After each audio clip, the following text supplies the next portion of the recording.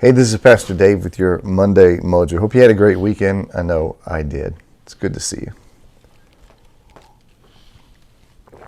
So, the season is upon us, and the network stations are going to start showing all of the Christmas movies and all of the Christmas animated specials, and the Rudolphs and the Charlie Browns and the Miracle on 34th Street. But above all of them, for me, is It's a Wonderful Life.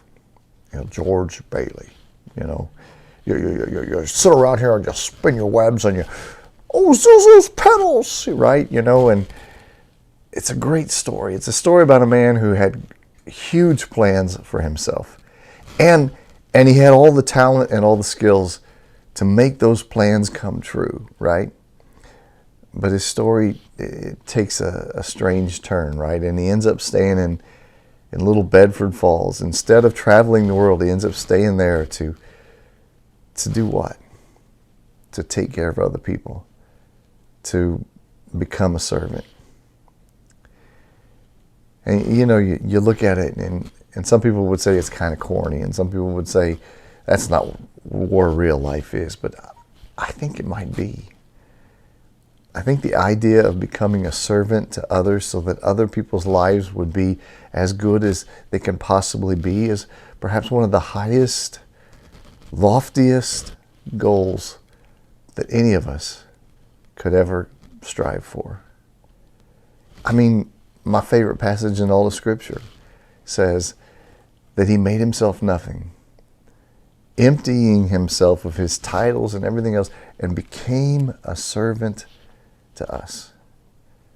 So several years ago, my brother Dan got me this as a Christmas present. It's just the top of a banister. And if you've seen the movie, you know the story where George comes down the stairs and he grabs the top of the railing at the bottom of the stairs and it comes off, and he's so frustrated because he's living in this old beat up house that takes so much work to take care of, because he made this decision to stick around in Bedford Falls and do what? Take care so that everybody has a good life.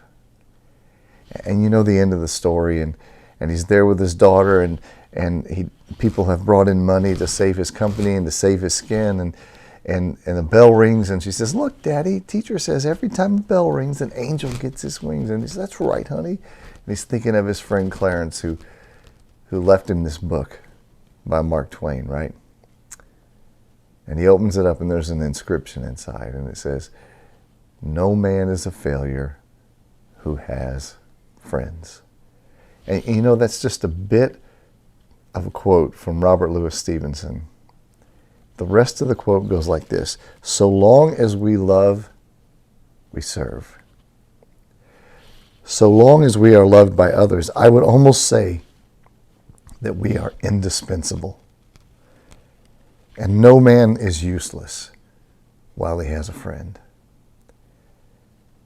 So it's not just about having friends. It's about loving and serving.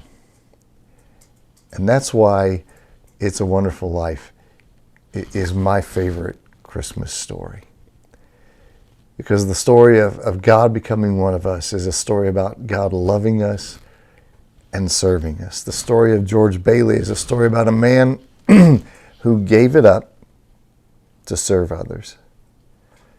So this Christmas, when you're thinking about the meaning of Christmas, I hope that this banister top and the story of George Bailey and the story of a God who would give up everything to love us and serve us comes alive for you.